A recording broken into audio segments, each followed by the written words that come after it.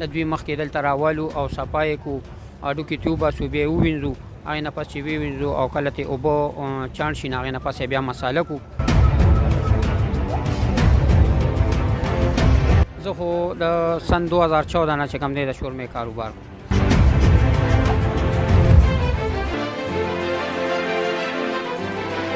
صفا نه لکه مطلب صفا وي بل بادشاه جي ماما ښه صفا کار کوي په کار کې څه وټ کټ نشته دوکه نه کوي افراډ نه کوي ښایسته ښکلی سامان ښه په محنت سره جوړوي.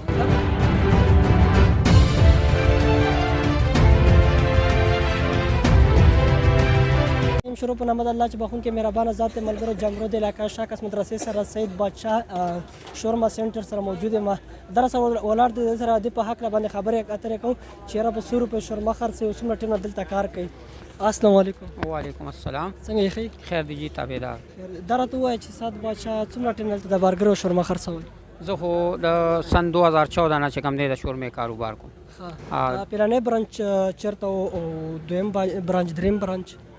لومبي پیله برانچ چې کوم دی نو په ډینس پلازا کې او مولانا ابراهیم صاحب سره هم کار کولو.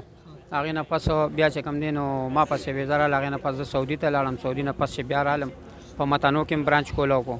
متنو نه بیا پس بیا رالو ځای قاپري دی محل په باړه کې هم برانچ کولو کو. هغې نه پس بیا رالو شاکس مدرسې ته دلته هم برانچ کولو. دلته ورځې څومره برګر وباسئ تاسو؟ زه دلته د 80 نه واخله تر د 100 پورې 200 پورې چې کوم دی برګرې او شورمې میکس وباسو. دا راته ووایه چې چرګوړي ولا روغ راخلو که نه لکه ځینې ټایم کې داسې چرګوړي وي که نه دا کې داسې چرګوړي استعمالېږي کوزو علاقو کې که نه چې هغې هېڅ پته نه لګي چې دا مړې که ژوندي تاسو ژوندي ته راخلو که نه تاسو هم کوزو علاقو نه نه جي موږ جمدي راخلو دی ټول شاکس مدرسې خلکو ته پته ده د دوی مخکې دلته راولو او صفا یې کو هډوکي ته وباسو بیا یې ووینځو هغې نه پس چې ووینځو او کله ترې اوبه چاڼ شي نو هغې نه پس بیا مساله کو ماسپښین مانځه نه پس بیا کار لګو. څو بجې کار سټارټ کوئ څو بجې ختموئ؟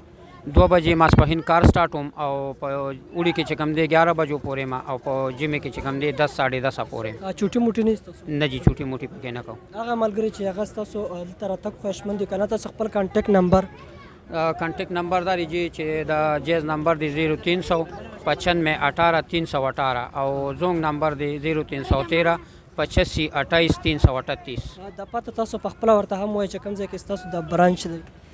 منګه دی وخت چې کوم دی د شاکس مدرسې سره د کابل شیر مارکیټ کې چې کوم دی منګه برانچ دی. ملګرو دلته یو ملګری دی دوی په باره کې د باره کې د پښتنې اترې کوو. دا راته ووایي چې د محمد جي څومره ټیم دلته کار کوي تاسو دوی د شورمې چې کړي چې ځای کوي ښه ده او که نه؟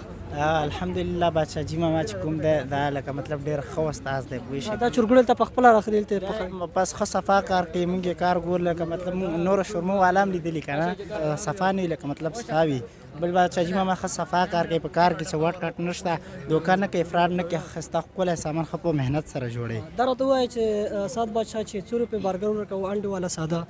موږ چکن برګر چې کوم دی په 100 روپۍ ورکوو او انډې والا په 70 روپۍ ورکوو او وړه شورما 70 ده غټه 130 ده.